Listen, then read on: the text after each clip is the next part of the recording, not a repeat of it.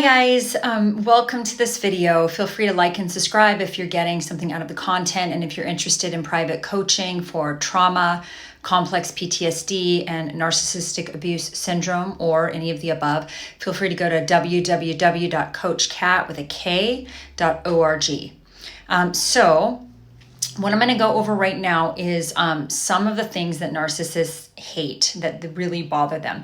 I know that they act like nothing bothers them and that they're completely immune from anything that other humans do, but that is absolutely incorrect. That's just the mask that they send. So remember, narcissists are always dealing with the 3 E's, the entitlement, the low or impaired empathy, and the exploitation. They exploit other people to get their needs met. So that all plays into the things that really bother them. And these things might bother them, and they're very covert about showing you that they bother them because they act like nothing bothers them, right? But deep down, these things bother them very much. They just don't show it, right? So one thing that really bothers them is your success. If everyone else around you is complimenting you and saying, hey, that's so great, I'm so proud of you that you did this thing, and the narcissist is either degrading your accomplishment or they're just staying silent. Sometimes it's just silence when it would be appropriate for them to be giving you a compliment and saying, hey, good job, honey, I'm so proud of you that you did that. I'm just so proud of you. So sometimes with the coverts especially, it could just be withholding of anything that's an appropriate compliment or encouragement. They are terrified of abandonment, even though they act like they don't need anyone, like they absolutely, are immune to needing any human being. They are terrified of abandonment.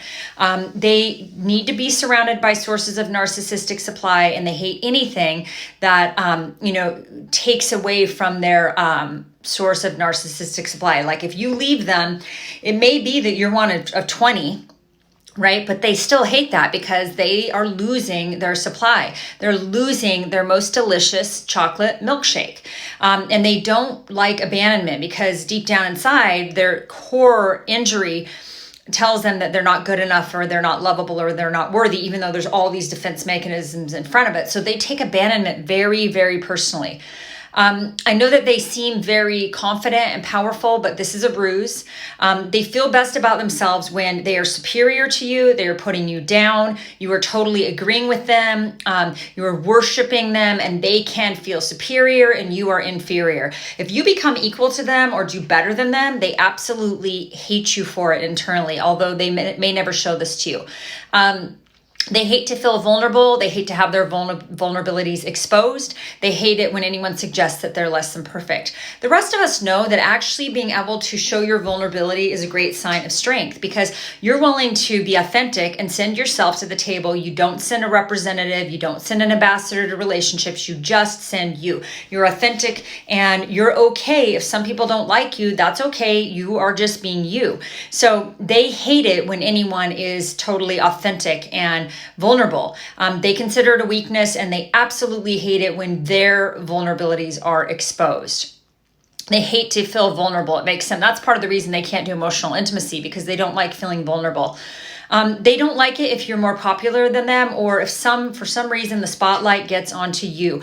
They feel entitled to all of the spotlight and the attention, and they think that you don't deserve it in whatever context or whatever capacity. They are very envious of that if you're more popular than them or more successful. When your narcissistic partner cannot be happy for you, it's because they think that it takes away from them. They feel entitled to your success or deserving of it. They feel jealous. How dare this person have success? They don't deserve it. I'm the one who deserves it. That's kind of how they think. They're ultra paranoid of public humiliation or embarrassment. These are the people, they can't have any arguments in public. They can't have anything like that. They're absolutely paranoid of any sort of public humiliation. They also don't like change. They don't want you to change or grow. They can't handle it. In normal relationships, especially long-term ones, people grow and they change, and they just, that's natural. In fact, I hope you're growing. I hope you're changing, because if you're not, then that's a real problem. But they think of it like when you're changing and growing, they get very threatened by it. They get very insecure about it. They absolutely hate it when you have a life outside of them. A lot of times people in these relationships get very isolated because, little empaths and codependents are feeling, oh, well, this person feels insecure. I don't want them to feel that way. So I'm going to make sure to, only do what they want. So whatever you do, if you're still in a relationship with a narcissist, I would say definitely cultivate some outside relationships that are appropriate in the context of a marriage or whatever you're in. But do not let go of your friends because they may save you when you really, really need them. So they hate it if you put anything above them. If you put your kids above them, if you put your job above them, they hate that. They need to feel like the most special. They need to feel that they're on the freaking pedestal, right? They are jealous of empaths. They are deeply jealous. They don't understand empaths, but they know that empaths have a light that they wish they had. And remember, a lot of times with narcissists, they are very attracted to people that are the opposite of them. They're attracted to kind-hearted people that are empaths, that other people love. They really like that because they want what you have, right? But they're not willing to do what needs to be done to get that, which is simply love other human beings. That's all they have to do, actually, to be loved. They're very jealous of your shining bright light that makes you shine. They do not like it. They want to dim your light. They have a deep hidden sense of inferiority. And in fact, they feel very unlovable inside. This is where I start to get some compassion, is when I imagine they feel unlovable inside, like there's something deeply and profoundly wrong with them. I think they must know that, deep down inside. Maybe not all narcissists, but I think that's how they feel. They hate to feel rejected. If they are rejected, they are going to react with either narcissistic rage, narcissistic manipulation, a narcissistic injury, or they're going to do what they can to gain their power back, right? They're all about this power play. It's like a chess game for them. And they think everyone is faking it, just like they are. They can't believe that other people can be legitimately authentic. And you and I both know, if you're on these videos, absolutely you can be authentic. You can be transparent, authentic, your real self. It's okay to have flaws. We all have flaws. We're all a bit broken, and that is okay. It doesn't mean that we're less valuable as human beings. All 7 billion of us on the planet have flaws. We're broken. We have problems. Welcome to humanity. Welcome to reality. And being able to embrace your flaws and recognize them allows you the opportunity to work on them and to change them little tiny bit by little tiny bit. They do not like your success, especially if it is outside of them. They have a real problem with that. Another thing they're terrified of is emotional intimacy. That means into me, you see. Into me, you see, right? Intimacy. So you're allowing, when I'm being intimate, I am opening myself up and I am allowing somebody to see inside of me. I am allowing myself to be vulnerable. I'm allowing myself to be exposed. I'm allowing you to see that I have flaws and imperfections, and I'm still lovable in spite of my flaws and imperfections, just like you are, just like narcissists are. It's just, they can't accept that. So they really have a hard time with emotional intimacy. They cannot expose themselves. They cannot send their true selves. They're sending an ambassador. They're sending a representative. The person that you meet in the relationship is not who they really are. It's a mask. It's an ambassador. It's a representative. And they really have a hard time with other people's authenticity. One, because they don't believe it, because they think everyone's gaming the system like they are.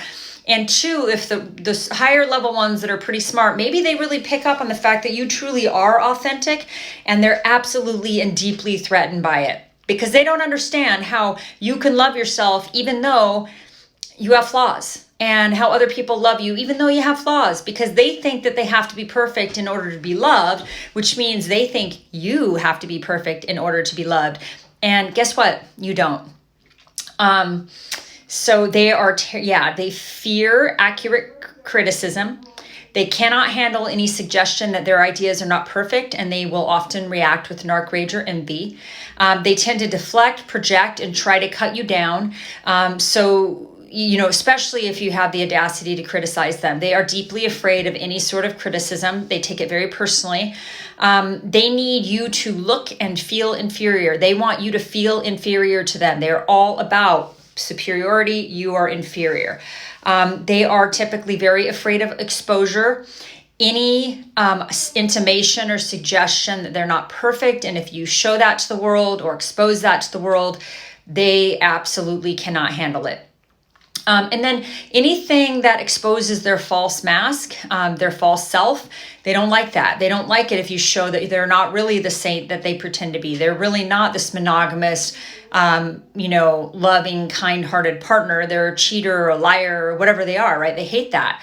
And then they hate to be caught or called out on their cheating and their lying and their duplicity. They absolutely are terrified of the truth. If there's one thing that narcissists are deeply afraid of, and that is the truth, that, and what I've learned through 12-step recovery and through a spiritual journey is the truth will set you free.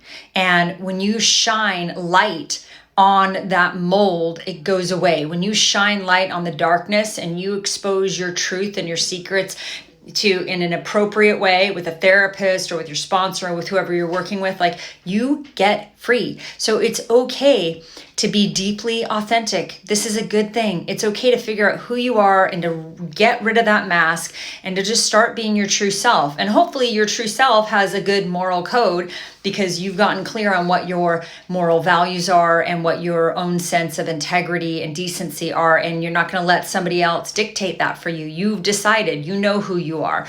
And I feel like the more we do this work and the more authentic we become with our true selves and the more we know who we are, the less inclined we are to believe a liar, the less inclined we're going to be to believe a falsehood or somebody who's cutting us down, because the stronger you get with your own sense of self, with your own core, with your own authenticity, then when somebody tells you that you're worthless or you don't matter, or they show you that with their actions, when they do that, you're going to be immune to it because you're going to know who you are. So you're not going to take it so much to heart when somebody rejects you or whatever they do. You're just not going to need to do that because your authenticity is your power. Your vulnerability is your power and your strength. Let that light shine so brightly. So I hope this helps you guys, and I hope you're having a great day. Talk to you soon. Bye.